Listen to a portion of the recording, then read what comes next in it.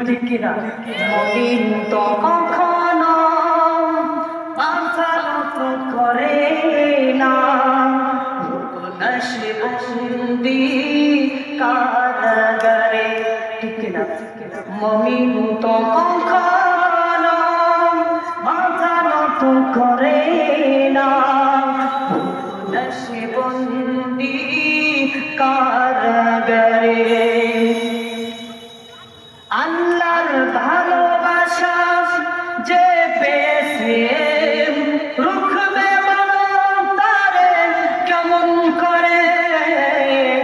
মুমিন তো কখনো মাথা নত করে না, নশবন্দি কারাগারে।